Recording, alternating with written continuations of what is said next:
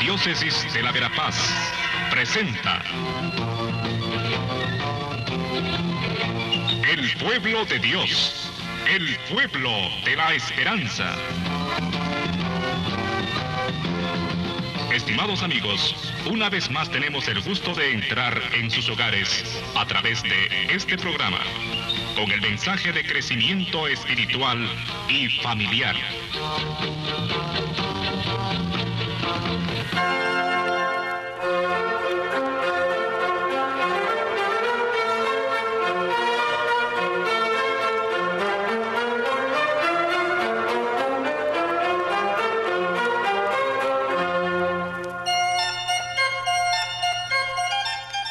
Saludos cordiales amigos, amigas, en este nuevo domingo del tiempo ordinario, en el año de la misericordia, que le quedan todavía unos 5 meses de camino.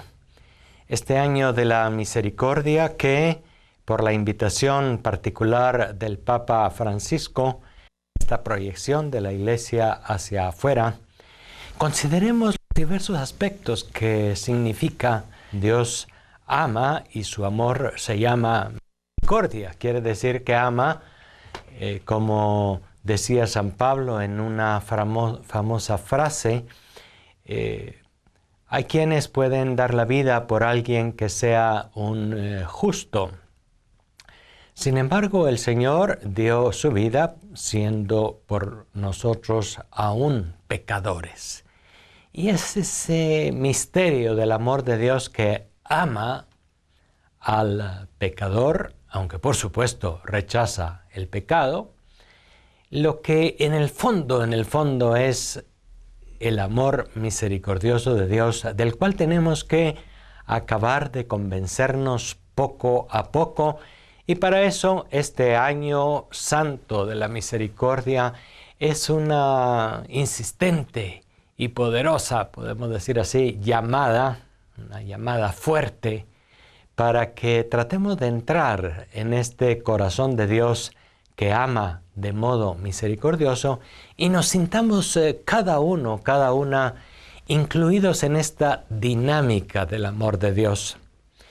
Y ahora entonces, en un nuevo domingo del tiempo ordinario, centramos nuestra atención con San Lucas en un gesto de Jesús, interpretado y narrado a la manera de San Lucas, que hemos dicho al principio de los comentarios, es un evangelista que trata de subrayar unas dimensiones del ministerio de Jesús, como son justamente su misericordia, su acercamiento a los pobres y a los pecadores, a los que básicamente no eran amables en la sociedad de su tiempo y también actualmente. Y el otro elemento de San Lucas es la alegría. El Señor llama a acercarse y a reconocer este amor suyo que se da de manera particular hacia el pobre y el más pequeño, hacia el pecador. Y en segundo lugar, invita a alegrarse. Estamos pues así en el capítulo 7 y los versículos 36 y siguientes hasta el inicio del 8, en el cual se nos narra una escena muy especial. Jesús está en visita de un fariseo llamado Simón. Es interesante ver en primer lugar ese detalle. Jesús había adquirido una cierta fama, un cierto prestigio. Su sabiduría, su manera de enseñar y sobre todo su popularidad, su liderazgo, pues sin duda habían llegado incluso hacia gente de la élite en el mundo judío de aquella época, y este fariseo llamado Simón le invita a comer a su casa. Eso es un detalle que es importante, puesto que dentro de las costumbres sociales del momento no invitaba uno a alguien a comer si no tenía una cierta afinidad, si no lo consideraba un hermano, un amigo. Jamás se podía alguien sentar a la mesa con un enemigo. Eso quería decir que prácticamente había acabado la enemistad. No se podía sentar a la mesa con alguien considerado impuro o alguien considerado de otro grupo o enemigo del pueblo judío, etc. Las comidas dentro del mundo judío eran verdaderamente muy selectivas. Excluían a muchos e incluían solamente a los más cercanos, aquellos a los que se apreciaba. Y ese es un detalle interesante. Simón, el fariseo, invita a Jesús a comer. Y seguramente hemos de pensar en principio que tenía buenas intenciones, porque algunas veces los adversarios de Jesús le invitaban o le hacían preguntas o se acercaban para ponerle trampas, para ver en qué le podían poner una zancadilla para que cayera.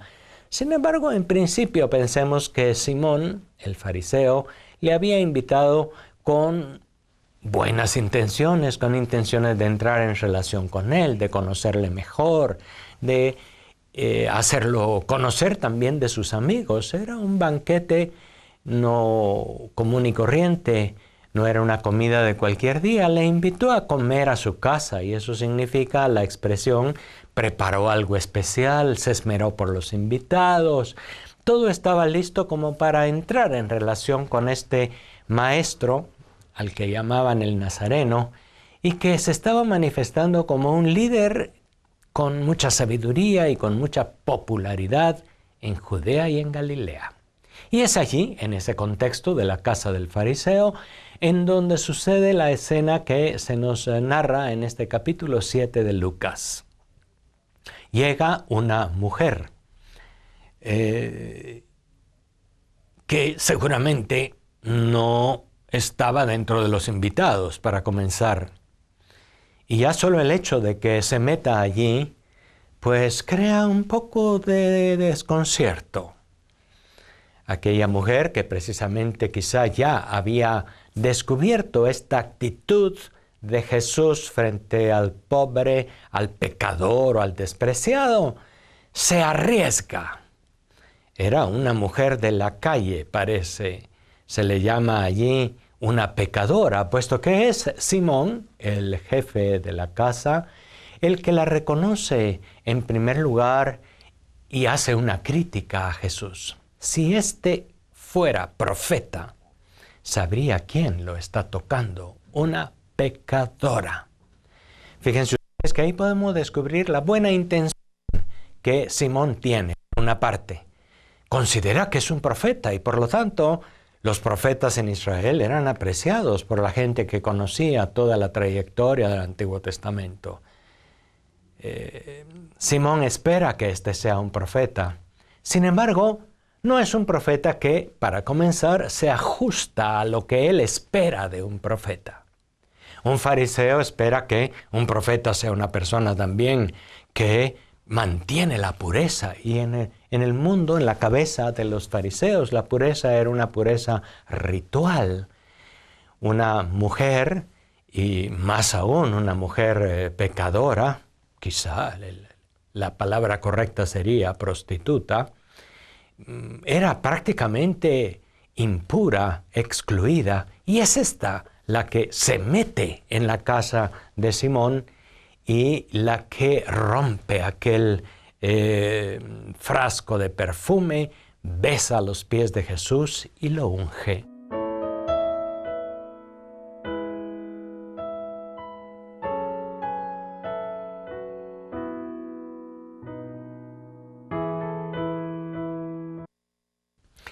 Esta escena de la mujer que con sus lágrimas y con el perfume y con sus cabellos limpia los pies de Jesús, lo unge, pues es también una escena que llamó la atención de los otros evangelistas, Mateo y Marcos, que nos narran también la escena, pero en otro contexto. No es en la casa de Simón el fariseo, sino nos hablan de una unción en Betania, en donde Judas critica también a la mujer, y ahí sí se da su nombre, se dice que es María, y que hace una unción a favor de Jesús.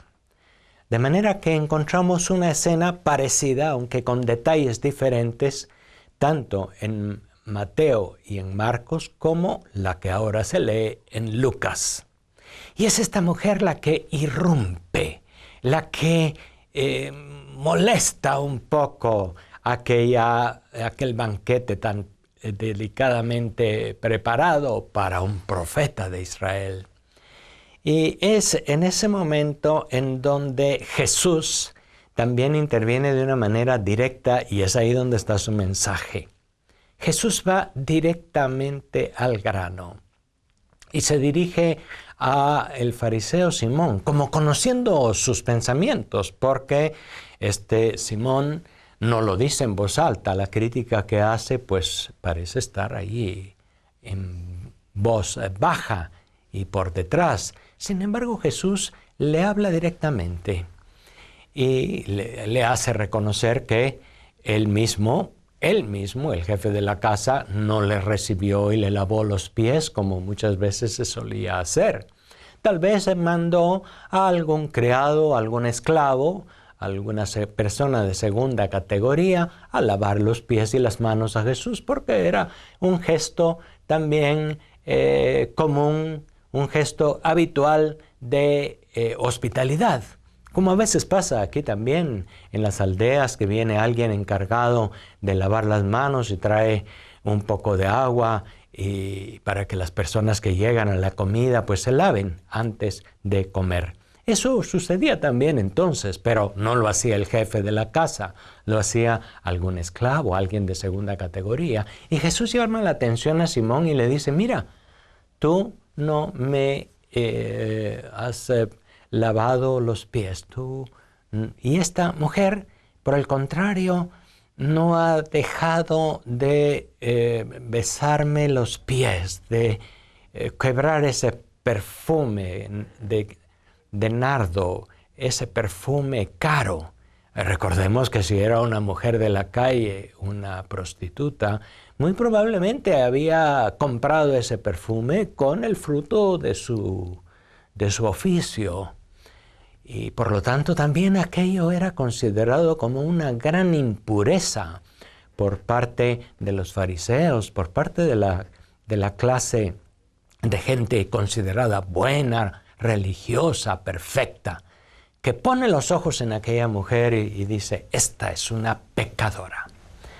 Jesús, en su intervención, tiene como otra manera de decir, esta es pecadora, pero tú también, Simón, eres pecador. Todo ser humano es un pecador. Sin embargo, Dios, en la misericordia que nos muestra en Jesús, se acerca al corazón del pecador. Jesús hubiera podido considerar a los fariseos, en principio, una clase aparte, despreciable. En cierto modo, había gente que le tenía una cierta resistencia a este grupo de gente que se consideraba tan perfecta, que cumplían la ley, que hacían alarde de que cumplían la ley. Jesús tampoco critica a Simón el fariseo, acepta su invitación para ir a la casa. No va solamente a la casa de aquel Zaqueo, que era un cobrador de impuestos. No come con publicanos y prostitutas. Va también a la casa de Simón, el fariseo. El mensaje de Jesús quiere decirnos el corazón de Dios, el corazón de Jesús. Acabamos de celebrar su fiesta hace menos de 15 días. Se acerca al ser humano que es pecador y que no deja de ser pecador por un arrepentimiento y por un cambio. Nuestro ser es ser pecadores y Dios nos ama en nuestra limitación y nos llama constantemente a dejar el pecado y a luchar constantemente contra el pecado.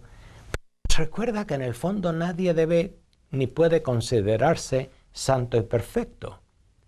En nuestro camino de la existencia, siempre tendremos algo que superar. Siempre habrá en nuestro corazón unas huellas de los pecados que hemos cometido. Siempre estará en nuestro ser la tendencia hacia hacer el mal. Fíjense que lo decía San Pablo en una de sus confesiones, en sus cartas. Decía, quiero hacer el bien y sin embargo deseo el bien, pero muchas veces me encuentro inevitablemente con el mal en las manos. ¿Y cuántas veces nos pasa a nosotros también? Queremos hacer el bien y de repente se nos sale el mal humor y arruinamos la situación. Queremos hacer el bien y acabamos diciendo una palabra que tal vez ofende, una palabra poco delicada o poco atenta al otro.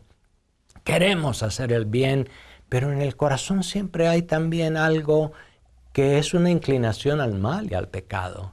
Cuando uno es sincero y reconoce que uno mismo también peca, que uno mismo tiene esa tendencia al pecado, va a estar constantemente atento a las cosas en las que está fallando y se mirará primero a sí mismo antes que mirar a los demás. Esa es la enseñanza de Jesús y esa es la enseñanza más auténticamente cristiana.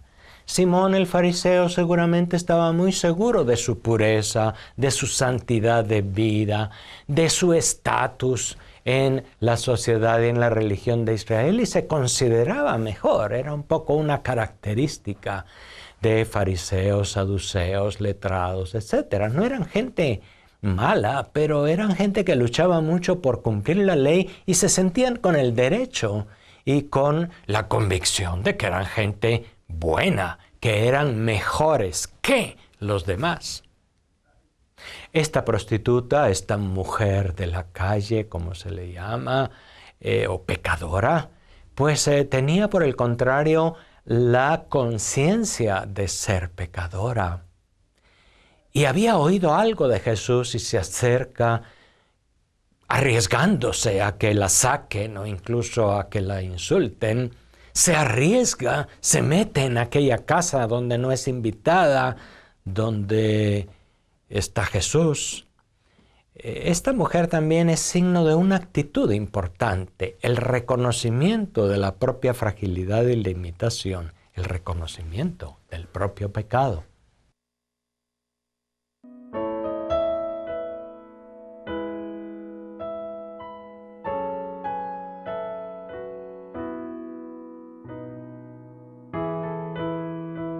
En este año santo de la misericordia, de que va todavía hasta el mes de noviembre, tenemos la oportunidad de acercarnos a las puertas santas, tenemos la oportunidad del sacramento de la penitencia, tenemos la oportunidad de acercarnos a la palabra del Señor que nos invita a reconocer este corazón inmenso, misericordioso, no porque seamos santos ni mejores que otros, sino porque todos y todas somos pecadores. Fíjense ustedes que en la segunda parte del Ave María, que se suele rezar tantas veces en nuestro contexto cristiano católico, decimos, ruega por nosotros pecadores, ahora y en la hora de nuestra muerte. Amén. Ruega por nosotros pecadores. Siempre nuestra condición es esta inclinación al mal. Estamos heridos, podemos decir así. Nuestro ser no es un ser lleno de santidad y de perfección. Es lo que somos. Sin embargo, el asunto no está en simplemente decir soy pecador, así soy débil, soy frágil. A veces hay quienes se justifican después de haber cometido un pecado, dice, soy hombre. No se deben justificar los pecados y decir, pues soy pecador. El obispo insistió en eso el otro día en el programa, así que es lo normal. Vengan todos y sigamos pecando porque Dios nos ama como pecadores. Eso sí sería una conclusión incorrecta. Fíjense que Jesús, cuando se encuentra con pecadores, les perdona y les dice, no vuelvas a pecar. ¿Qué quiere decir? Como, haz el esfuerzo, ponte también en camino, porque las limitaciones y las dificultades se van superando. No a fuerza de disciplina, de fuerza de voluntad, no, pero a fuerza de reconocer con humildad que somos pecadores y a fuerza de reconocer esa situación nos ayuda a ser comprensivos y tolerantes con los demás, comprensivos y tolerantes con nosotros mismos.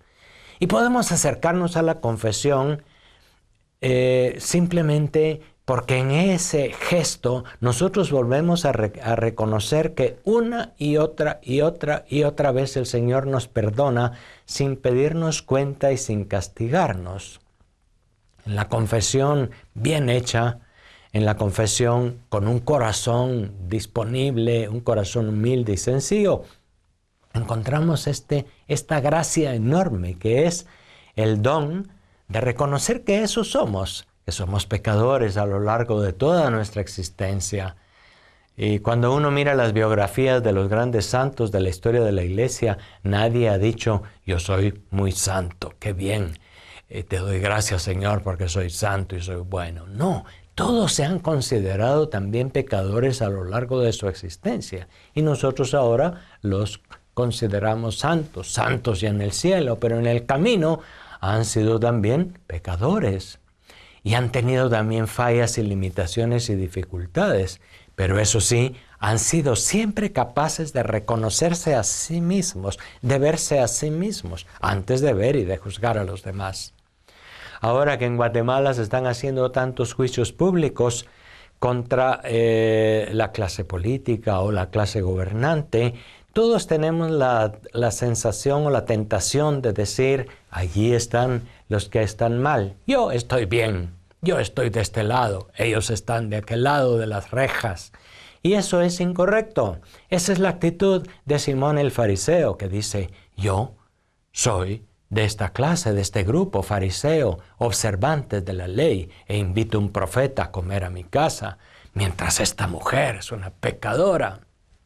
Y por lo tanto tampoco este es profeta, porque no reconoce quién es la que lo está tocando. Jesús cambia esta manera de considerarse uno santo y perfecto. Y da ese otro paso, porque nos ayuda a reconocer que somos pecadores, pero no para humillarnos, no para restregarnos en la cara el mal que hemos hecho, sino para decirnos, eres pecador, pero te amo sin condiciones, te acepto tal como eres, con tu inclinación al pecado, con las fallas que has tenido, y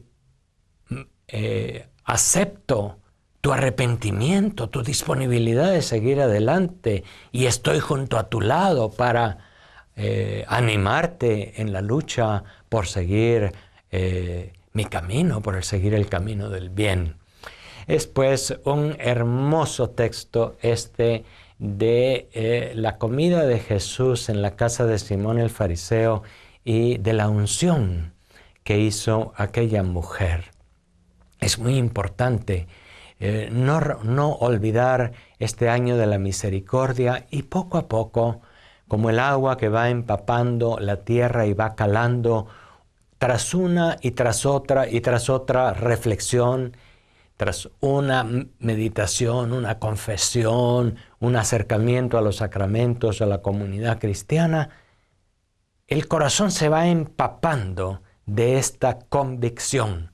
Dios ama al pecador, no ama el pecado, rechaza el pecado, le invita a dejar los pecados, pero en lo hondo nos ama en nuestra limitación, en nuestra inclinación al mal y al pecado, de la que nadie se ve libre. El Papa Francisco, en este año santo de la misericordia, está subrayando en diversos ámbitos a todos los grupos a los que puede esta idea central. Hace unos 10 días, con motivo de la fiesta del Corazón de Jesús, hubo en Roma un retiro para sacerdotes, 3 tandas de 2,000 sacerdotes, en los que el Papa Francisco habló a todos, estos padres venidos de toda parte del mundo y de Roma, sobre el ministerio de la misericordia. Y una de las cosas en las que él insistió es nosotros, padres, nosotros que vamos a escuchar las confesiones, hemos de ser los primeros que reconocemos el amor que Dios nos tiene en nuestra propia limitación y fragilidad. Y en la medida en que lo conozcamos, vamos a tener también un corazón comprensivo, tolerante, aunque también exigente, para que nuestros hermanos y hermanas vayan caminando y superando el pecado, pero que nadie se sienta excluido, condenado, tirado fuera de la casa. Aquella mujer que llegó a la casa de Simón no fue rechazada. Jesús tuvo una actitud valiente para acogerle, para admitirle. En las lecturas de hoy, en la primera lectura del libro de Samuel, también se nos habla del pecado del rey David, del cual él se arrepintió e inmediatamente obtuvo el perdón de Dios a través del profeta Natán. Y este ejemplo de el rey David, que cometió un pecado muy grave de homicidio, de adulterio, pues también reconoció su pecado. Sería muy bonito el día de hoy utilizar en nuestra oración personal el Salmo 50 y rezarlo junto con David, el rey de Israel, el gran rey de Israel, el prototipo de los reyes de Israel, que sin embargo al mismo tiempo y de la misma manera es alguien que puede maquinar el mal y que puede pecar de una manera escandalosa como él lo hizo, pero al mismo tiempo que es capaz de reconocerse y de seguir caminando en la humildad frente a Dios y a los demás. Ese es el camino correcto. Lo refleja también San Pablo en la segunda lectura el día de hoy, en la cual hace una reflexión sobre la ley y la gracia. No somos perfectos por cumplir la ley. Caminamos hacia la perfección si abrimos nuestro corazón a la gracia de Dios. ¿Y cuál es la gracia de Dios? Pues es simplemente este amor que es gratuito, porque no nos lo podemos ganar, no nos lo hemos ganado. Es este amor dirigido principalmente al pecador, al pobre, al excluido, al considerado menos, al considerado impuro o imperfecto. El año santo de la misericordia sigue pues adelante con esta invitación a todos y todas a gozar y alegrarse con el regalo de la misericordia del Padre. Hasta la próxima.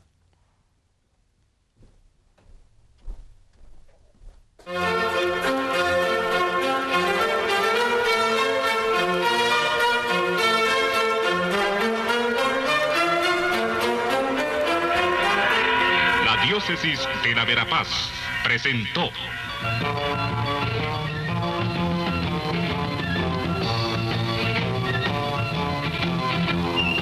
El pueblo de Dios, el pueblo de la esperanza. Agradecidos por su atención al mensaje de crecimiento espiritual y familiar. Hasta otra oportunidad.